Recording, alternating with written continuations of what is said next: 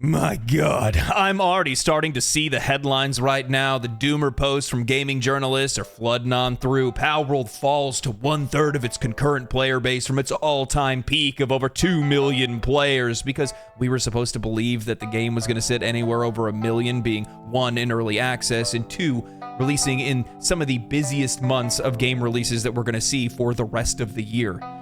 Grand Blue Fantasy's been popping off. People have been playing Enshrouded. Helldivers 2 came out. You got Final Fantasy VII Rebirth right around the corner, and come home, Dragon's Dogma 2. So with that said, we're gamers. We're going to play everything, any chance that we get, and, well, as a result, our attention's going to get stolen because as a game is in early access, it's not going to have a whole lot of content to serve, even though I think the game had plenty to give us, at least from the get-go, unless you're somebody that's obsessive as me over breeding your pals. I'm just trying to get the perfect one, you know what I mean? Now, with that said, I do find it rather poetic that these gaming journalists are running with that headline because it tries to justify a lot of the things that they said about the game when it first released. But this game made the industry sweat, and for good reason too. And I've been sitting back trying to digest how this game came to be such a massive success. Over 20 million copies sold, regardless of whatever the concurrent player numbers fall to as the game continues its ongoing development. Doesn't really matter. It sold copies. It's a success. And I'm sitting here wondering why. And I've done a bunch of videos contrasting my opinions with the opinions of many people in the industry, a lot of different things, bad takes, all that stuff. But what I want to do today is I want to talk about why Palworld is so successful, why it blew up the way that it did, and I came to the realization that this industry is just playing it too safe. In the sprawling expanse of video game releases, a trend of uniformity and safety has crept into the corners where innovation and boldness once lived. It's become increasingly common to encounter games that feel eerily the same as another, as if the industry itself has settled into this comfortable rhythm, churning out title after title that blends together into this homogeneous mix. This isn't just a fleeting observation, it's a visible shift, a transformative landscape that we've seen in the gaming industry, where surprises are now rare and genuine excitement is even rarer. The heart of the issue lies in what appears to be this overarching strategy to play it safe in the gaming industry. Many games today are packed with tasks that resemble chores more than they do challenges that we're used to relishing. The thrill of exploration, the joy of uncovering a story, and the satisfaction of mastering a skill have been overshadowed by repetitive quests and grinding. These elements meant to prolong engagement instead often dilute the essence of gaming and turn it into a mere checklist of tasks. Where games were once a form of escape, a portal to worlds unknown and adventures untold, they now risk becoming an extension of our daily routines, filled with to-do lists that offer little to no escapism or even genuine enjoyment. Now, this isn't to say that all modern games fall into this trap. Indeed, there are those that break the mold, offering experiences that remind us of the potential video games have to astonish and inspire. However, these titles are becoming more of the exception rather than the rule, hidden gems amongst a sea of conformity. Then enters Palworld. Now, while its gameplay loops are familiar, some of them are even copy and pasted from other games, it instead takes all of these elements that have been repeated by many games and blends them together in an addictive blend of survival and creature collection. While games like Call of Duty and Assassin's Creed continue to recycle the same mechanics and formulas, and games like Suicide Squad Kills the Justice League tend to just trend chase looter shooters, Palworld took elements from many games and blended them together in a unique experience that, while it does resemble other games, it feels like something new altogether. Now, I feel like this is something that's also true for a game like Enshrouded as well. If you haven't had the opportunity to play it, I highly suggest that you play it. Hello, cat.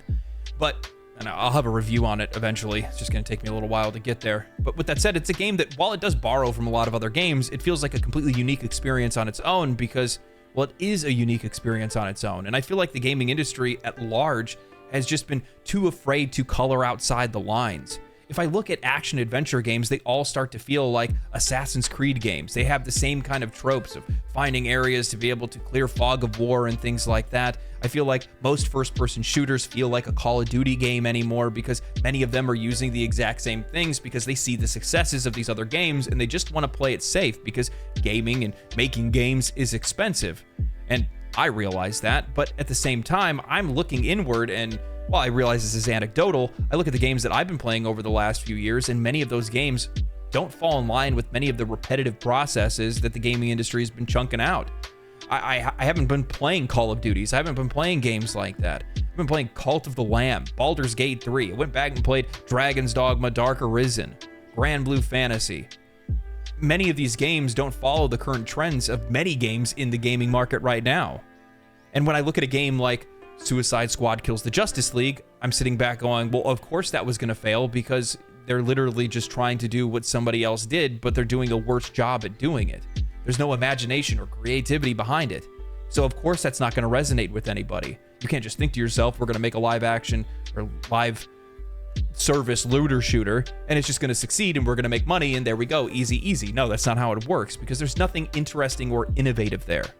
And that's largely what this industry is missing. I recently saw an article where a former EA employee was talking about the failures of Immortals of Avenum, this first-person action game that came out last year that didn't really sell a whole lot. They were quoted saying, "At a high level, Immortals was massively overscoped for a studio's debut project. The development costs were around $85 million, and I think EA kicked in $40 million for marketing and distribution. Sure, there was some serious talent on the development team, but trying to make a AAA single-player shooter in today's market was truly an awful idea, especially since it was a new IP that was also trying to leverage Unreal Engine 5. What ended up launching was a bloated, repetitive campaign that was far too long." Now, I think this highlights the mindset of AAA studios and publishers that are focused on the type of game they are making and not who they are making that game for. Personally, I believe a AAA first-person shooter adventure game could do just fine in today's market if that game was innovative or interesting, if it did something different. Many people thought a turn-based CRPG wouldn't succeed in today's market. However, Baldur's Gate 3 is still holding high concurrent player numbers. Similar to Immortals, Suicide Squad is suffering from a similar mindset. The game isn't failing because of market conditions or trends, it's failing because it's a generic looter shooter with little to no identity of its own. However, on Steam, Rocksteady's 9-year-old Arkham Knight is competing with its newly released looter shooter, and what does that tell you? High quality, originality, or interesting experiences sell. Palworld isn't a gaming masterpiece, it's just a fun game first. They put fun first, and because of that, and the game playing relatively well and not really having too many issues, well, the game sells. The game had very little marketing outside of its game trailers that we saw over at the Game Awards. Everyone played it thinking that the game was going to be garbage, only to find out that they loved it. And the fun and the quality marketed the game for them. Palworld sold over 20 million copies at the time in which survival games are a dime a dozen. It doesn't have anything to do with market conditions or anything like that. It has everything to do with the final product that's being delivered. I even recently saw a PC Gamer article where they were running with the headline of Immortals of Avenum didn't have a cash shop or a live service model and it still didn't sell. Like, that's something that's going to keep us from buying a game. If the game is good, the game is good and it's going to sell. While I do believe largely people are exhausted of live service models, checklists, and cash shops, if the game is good, it's going to sell. My bathroom garbage can doesn't have a live service model or a cash shop. I don't think it's going to sell because it's a garbage can. The skewed perspectives of people in the gaming industry just drives me crazy. It's the quality of the game and the experience, not what kind of game it is and whether or not it has live service or not. It's the quality first. When I look at Immortals of Avenum, I see a generic first-person action game with a story that's just as generic and cookie-cutter that I could find it on the CW. I don't mean that, actually. I like Vampire Diaries. Don't look at me like that. I was recently watching this video from A16Z, the content creator behind the NoClip documentaries, where he was talking about Palworld, and at the very end of his video, he said, in an industry where many studios are keeping it safe, maybe all it takes is giving a cute animal a gun to turn people's heads. Now, while for him, this is just a passing thought to throw at the end of a video, for me, it's the prime reason as to why many games today are failing to hit the mark. A pervasive fear of offending people. This cautious approach has led to storytelling that feels sanitized and unrecognizable, sacrificing the raw and unfiltered essence of the human experience for a narrative that's palatable to all. The result? Games that shy away from the very grit and complexity that makes stories resonate with players and instead turns players away. Something else that I find the most troubling is the noticeable shift in character design, especially regarding the depiction of women in Western games. In an effort to avoid the minefields of online criticism, many developers have opted to pick designs that feel a little bit more safe, sidelining traits that might otherwise be construed as offensive. This isn't inherently negative. Diversity in character representation is both necessary and welcome. However, the issue arises when this shift is motivated not by a desire for authenticity or inclusivity, but a fear of backlash. The consequence is a range of characters that, while they're diverse, often lack depth or are stripped of characteristics that would otherwise make them feel more human, more real. Moreover, the industry's self-censorship doesn't just stop at character design, it extends to narratives themselves, with many games representing stories that tiptoe around contentious issues or avoid them altogether. In doing so, they are forsaking opportunities to engage in topics that would otherwise provoke thought, evoke empathy, or challenge societal norms. Lex Luthor writing about toxic masculinity, Harley Quinn grabbing the butt of another character in Suicide Squad Kills the Justice League, Destiny in Spider-Man 2 taking creative liberty with the Spanish language. None of these things serve to enhance our experience and often only take us out of the game. The infusion of social and political issues into games is another area where the industry's direction is contentious, to say the least. While games can be a powerful platform for social commentary, there's a fine line between meaningful engagement with issues and their inclusion for mere virtue signaling or as a checkbox for diversity and inclusion. When every game feels compelled to address social political issues, regardless of whether or not they fit the narrative or enhance the gaming experience, it can lead to fatigue. Players like myself that are seeking escapism through my games, a break from the complexities and the controversies of the real world, when the game turns into a mirror for those very same issues, I don't want to play it. Personally, I think that Palworld's success underscores a latent desire among gamers for experiences that just dare to be a little bit different, that don't conform to the cautious norms that have increasingly become the definition of mainstream gaming. What does it say when giving a cute animal a gun or making them work in sweatshops is all it takes to grab our attention? It just exemplifies how little needs to be done to shock us, and it shows just how exhausted we are with the state of the industry today. Now, this is not a call for insensitivity or recklessness in game design. This is largely just a plea for balance within the industry. I think that you can make bold and respectful characters and still craft a great game and a great story.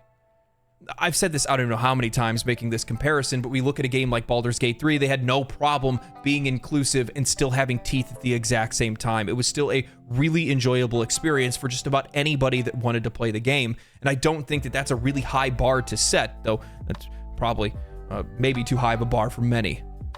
So many of these companies are bending over backwards trying to appease people that don't even play their games in the first place. Why are you trying to appease them if they're not even your customers? It just doesn't make any sense to me. I think largely this has more to do with social media than it does anything else, especially if we look back at a game like Hogwarts Legacy. We saw that developers from Hogwarts Legacy were getting harassed by people online just because they had something to do with the project in the first place. What is this? People that are just hunting for brownie points online more than anything. And then that ends up seeping into our game design, into our narratives, into the backstories of characters, into their character designs themselves, and it's ridiculous. Just because they probably don't want to become targets of people on the internet. Palworld has made the industry sweat because it didn't use a $50 to $200 million marketing budget just to get the game off the ground. It's offensive, even using themes of forced labor. It didn't have microtransactions, battle passes, or anything of the sort, and the game didn't just survive, it excelled. Regardless of how many players are playing Palworld a month from now, the game shattered records and flipped the industry on its head. Instead of writing apologies to Twitter mobs, they posted videos on how to cook a lamb ball. Pocket Pair is abrasive and unapologetic when many Western studios are walking on eggshells for no reason. Gameplay sells, it's as simple as that. I don't need my games to educate me. I don't want to be talked down to. I don't want to feel bad for liking attractive characters in my games, and I largely don't want real-world issues polluting my escapism. When I sit down to play a game, I want to do just that. Play a game, explore a world, engage in a captivating narrative, get to know unique characters with interesting backstories, master challenges, and enjoy myself. However, over the past few years, the games that we have had have put all of their time and effort into everything other than gameplay, and as a result, I haven't been buying many of them, and I don't think many others will either. Palworld is a wake-up call, a lesson, a shining big red light that's telling these developers to stop and just reevaluate for a minute. I want more Armored Core 6s, more Baldur's Gate 3s, more Elden Rings, more Palworlds. I want more games that put my experience first rather than the egos of developers and publishers and studios or whatever's trending on Twitter.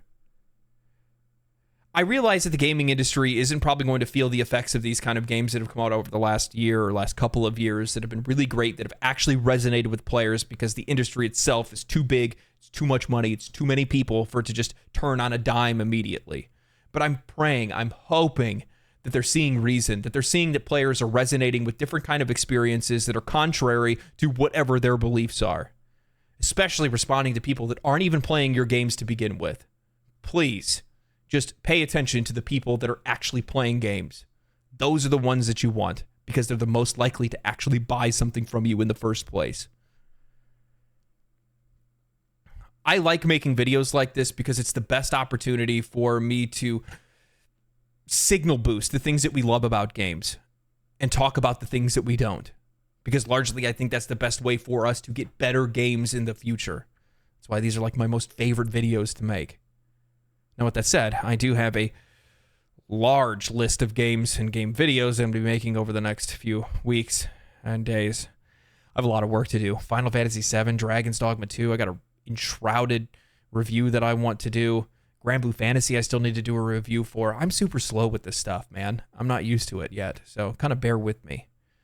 If you guys have been enjoying the videos, enjoying the content, think about subscribing to my Patreon. I'm going to leave the link down below. Thank you to my Patreon subscribers. Catch me live. I'm both on Twitch and YouTube. I'll leave the link down below for that as well. Outside of that, my friends, stay cool, stay righteous, stay safe. Most of all, I will see you in, I guess, Palworld. Peace.